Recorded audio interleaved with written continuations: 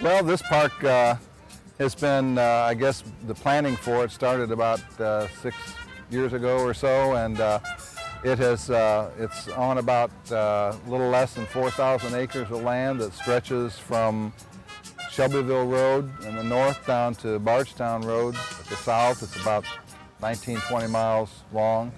It follows the Floyds Fork Creek, and therefore this whole development is called the Parklands of Floyds Fork. And there are 4 sections of it: Beckley Creek Park, Pope Lick Park, and Broad Run, and Turkey Run, and then an area in the middle we call the Strand, which is kind of just a connector of the trail. And so it's a big undertaking. We wanted it to be world-class and interesting, and we wanted to have a lot of continuity so that the buildings and the design of things, which I was happy to be a part of and pleased to be asked to participate in, is kind of trying to take the ideas of the Kentucky landscape and Kentucky tobacco barns and that sort of thing and turn that into a new contemporary architecture. And so when you drive through, because it's over so many acres and you're not sure whether am I in the park or am I just gone through farmland, we wanted the park features and the roads and how everything is put together and the signage and everything to be the same, to give you that continuity so you would know. And you all came out here today. This is an open house, nice Sunday afternoon, a lot of people.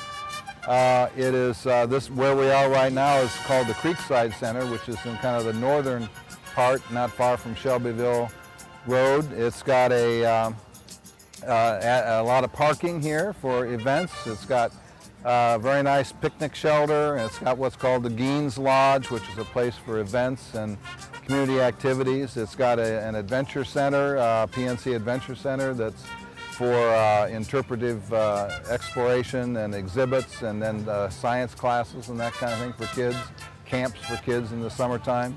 It's got a really wonderful splash park and playground for kids from teenage on down to toddlers, kind of separated for those age divisions. And it's all within a landscaped area. There's a lot of attention paid to the landscaping and reforestation and fixing the riparian buffer on the river and all of that. There's a lot of nature and natural features that are being enhanced and preserved here. Reforestation is a big part of it, but it is a chance for you to get out and to not only drive through or enjoy the beauty of a natural environment, but to get out and have a lot of recreational activities or things to do, and people are drawn here for that. There's a trail that will ultimately be part of what they call the Louisville Loop that's about 17, 18 miles. It runs from one end to the other. It's a wide multi-use trail for walking, biking, all those things.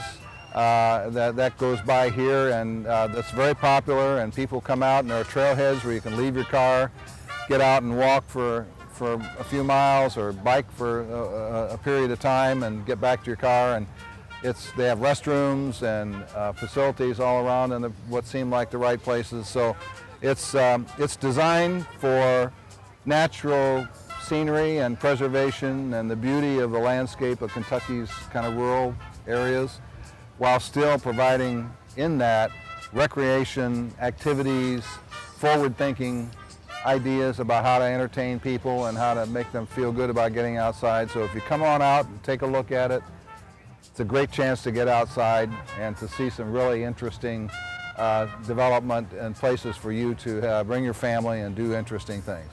My name is Scott Martin. I'm the Parks Director for the Parklands of Floyds Fork, and I have the great honor and very much distinct privilege of being the guy who gets to bring this park to life. The Parklands is a statement about Louisville's future. When I say Louisville, I mean our metro area, because we think of parks as infrastructure for shaping a region. And that's not, a new idea here. Olmsted came into Louisville about 100 years ago and did the exact same thing. He did Cherokee and Shawnee and Iroquois. And when he put in those parks, they were way out in the country. They were well outside the city's limits at the time. In fact, Iroquois was so far out of city limits, the mayor purchased it with his own money at the time. And then he annexed it into the city and paid himself back, but that's besides the point. So that's our attempt here, is how do you get ahead of development, where development's going to occur, and you put in the green infrastructure that's going to drive economic development. It's going to drive jobs. It's going to drive investment for the next 100 years. And we do that by putting in a park where people can play, because play is very, very serious when folks think about where they want to live, where they want to raise families, and where they want to settle down. So all of the amenities around us here are engaged at that for all generations. Everything from a toddler or a young pre-K kid who may come out here to learn about science or learn about those things like, why does a butterfly fly? A spring peep or a southern chorus frog, the sounds that make living in Kentucky such a special experience. We bring those to life here and make it accessible. And then we have amenities that can host weddings and host the special events that folks think back on. So we start to really weave ourselves into their lives. And that's really the goal of the park, is to bring nature into neighborhoods.